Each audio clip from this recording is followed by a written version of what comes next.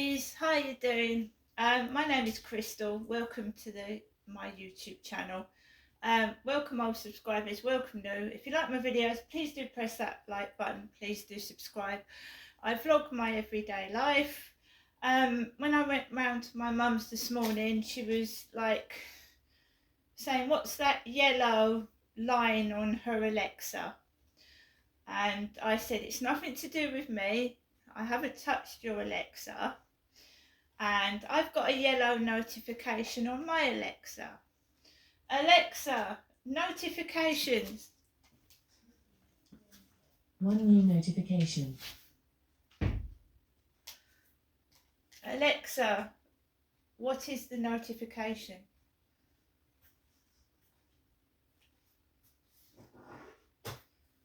Alexa, notifications.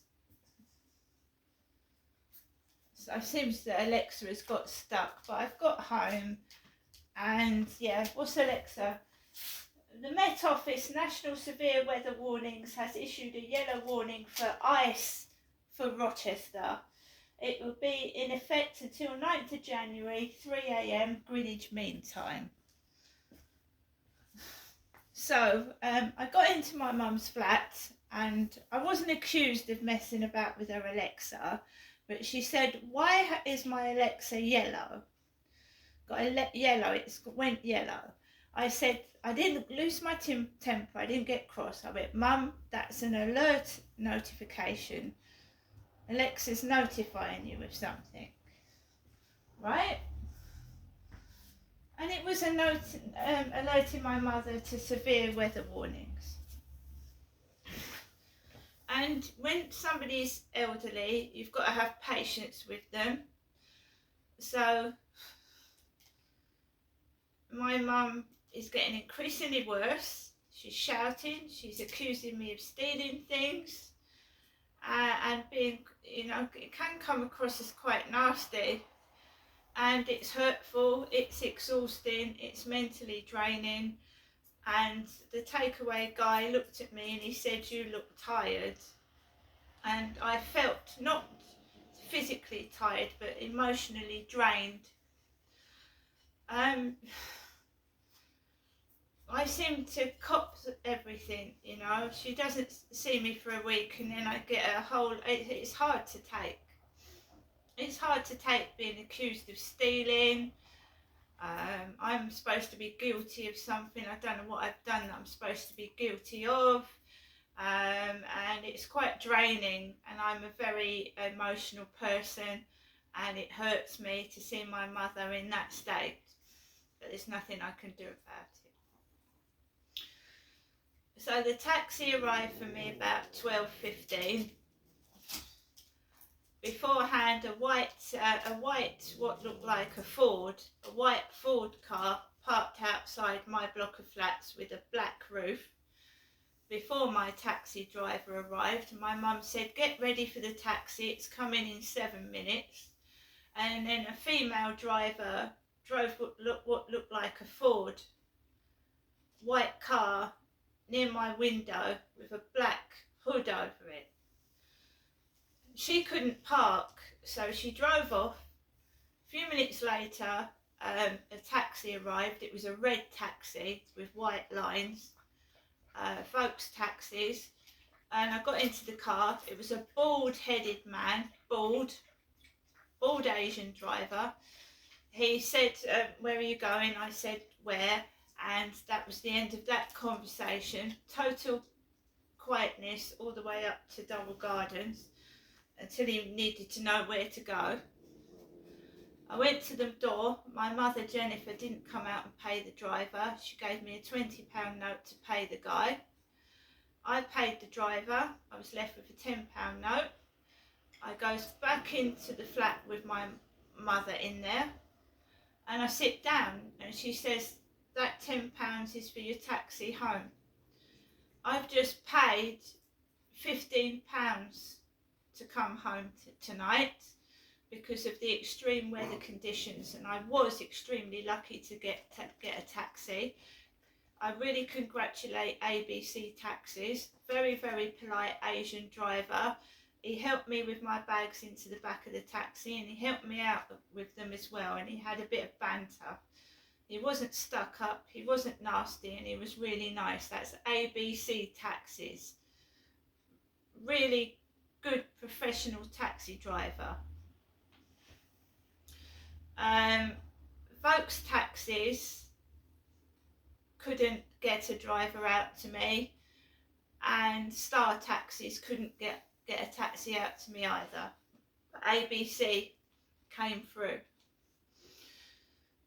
So my mum immediately tries to agitate me. I don't know whether it's done on purpose or that's the way she is. So she started to bring up things and try and upset me, and the TV was on BBC One, and it was on like Bargain Hunt, is it? The treasure program. You know how they describe objects as ugly or dirty or horrible. Well, I turned that channel over. I turned it over. I'd been into a live stream yesterday, and I've got ginger hair, and the guy said to me, I thought you was blonde. I'm ginger. And when I first went into the taxi, they were talking about a dog or something,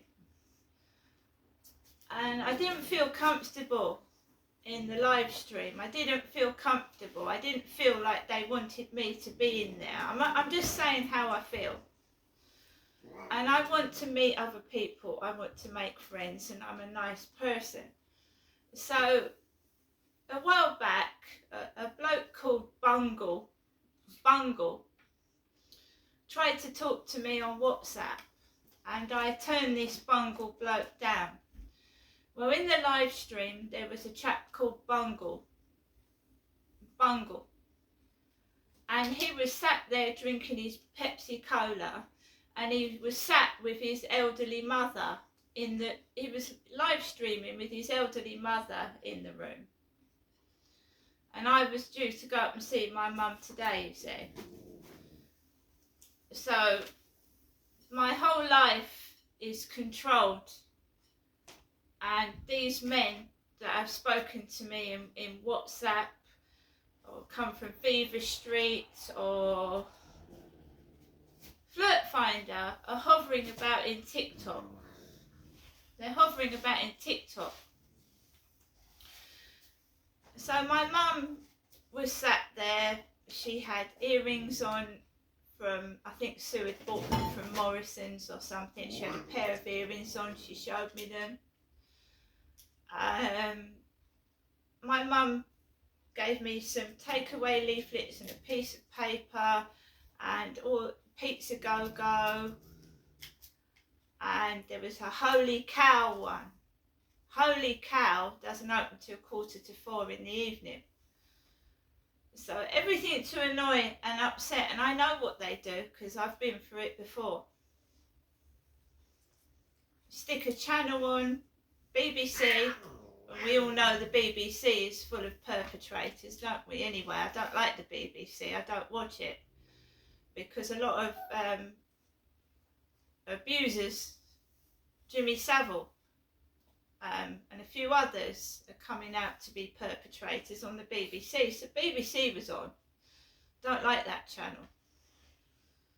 My dad's Fire Stick, I can't get into YouTube. It's not working anymore. I don't like watching the TV. It's a load of rubbish on there that someone chooses. I'd rather choose to watch what I want to watch, you know what I mean? So she kept ranting and ranting and ranting, and I wasn't budging.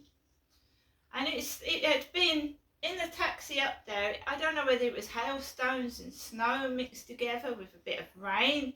We even had a bit of sunshine outside when I was going up in the taxi.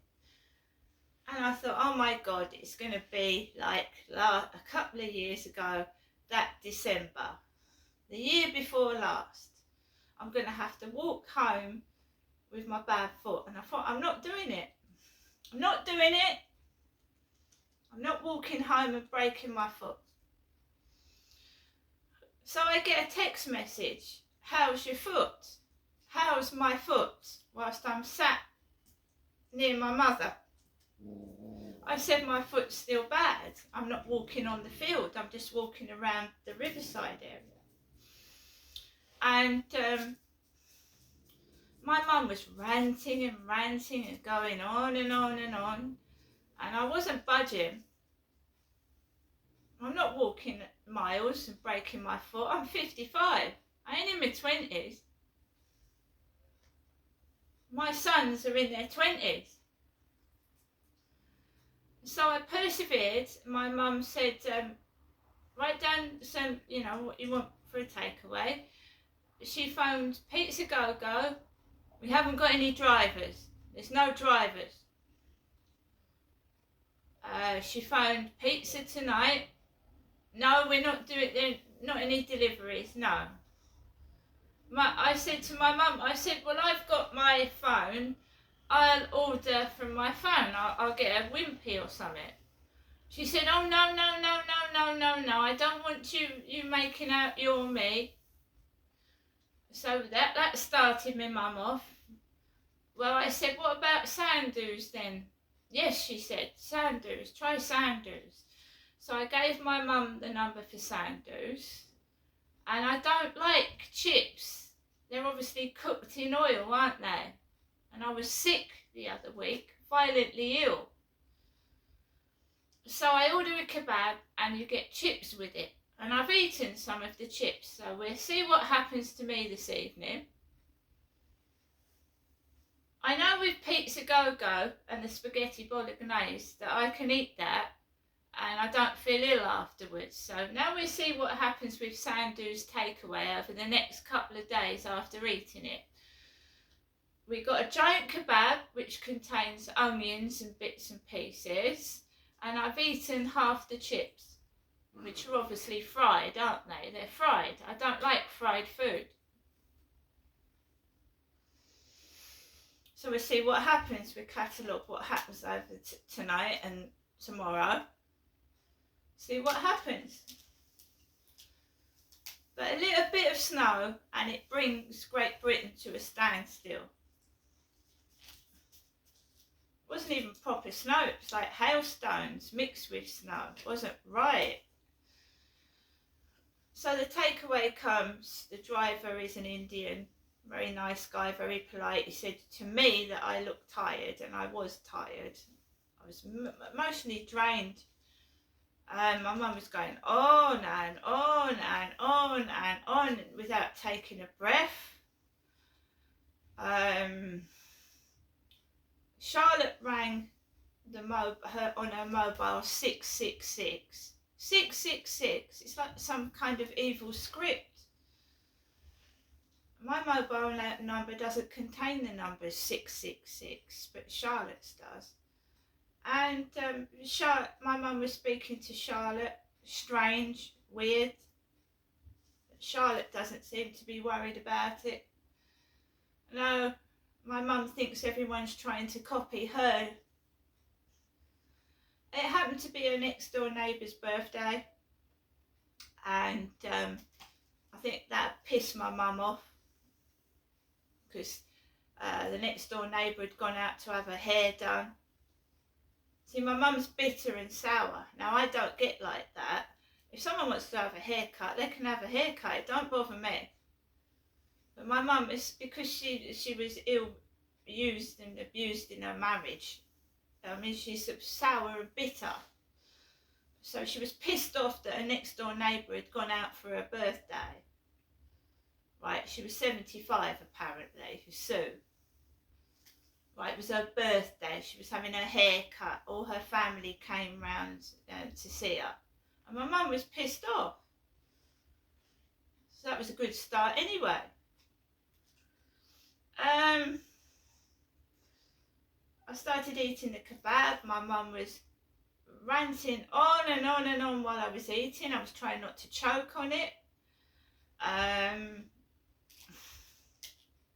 My mum had a rum baba, and she went outside to the toilet, and then she said, I hope no one's put anything in it, the rhubarber.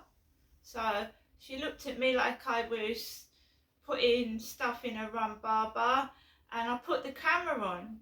That's why I put the camera on, because I was being accused of thieving, putting stuff in a rhubarber, and all kinds of weird shit. And it hurts. That's why I tape it. So if she goes around accusing someone of putting something in the rhubarber, you know, I never put nothing in a rhubarber. She sat on the toilet with the door wide open because she thought I was going to steal something. Me. So you can see my mum sat on the lavatory. She was talking to me with the lavatory doors open.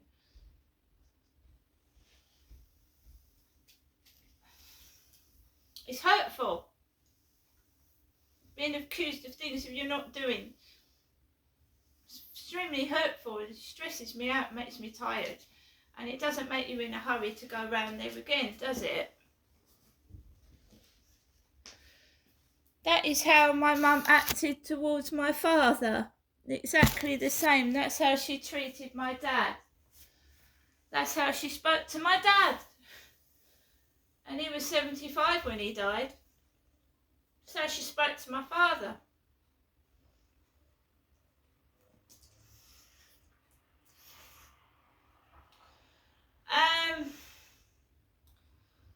I ate the chips. They tasted like soap. I'm being blatantly honest. The kebab tasted lovely. The kebab meat was lovely. But the chips tasted like they'd been soaked in washing up liquid. They tasted like soap. There was no seasoning on them, no flavour, and I don't know what potatoes they used, very liquid ones, but they tasted like soap. Soap. I persevered with my mother. I said, because the weather was starting to come down, I said to my mum, I think I better go home early. But we found Sandus was open, and my mum had a rhubarber, I had the kebab. And then I just tried to watch the telly with my mum going on and on and on. I mean, she was shouting at one point, yelling. And I, you know, trying to cause an argument to make out it's me, basically.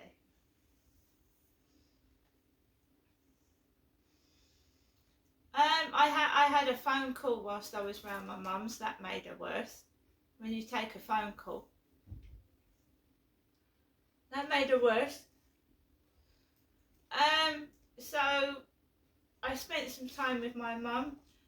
She obviously doesn't like me, and I go round to see my mother, and why invite someone round if you hate them? Because if you like somebody, you don't behave like that towards them.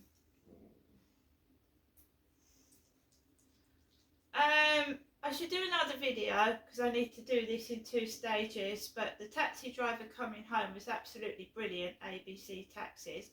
Two bits of post here with my name, Genestra. Motor Neurone Disease Association, motor neurone disease, and Hyde Housing, managing your neighbourhood.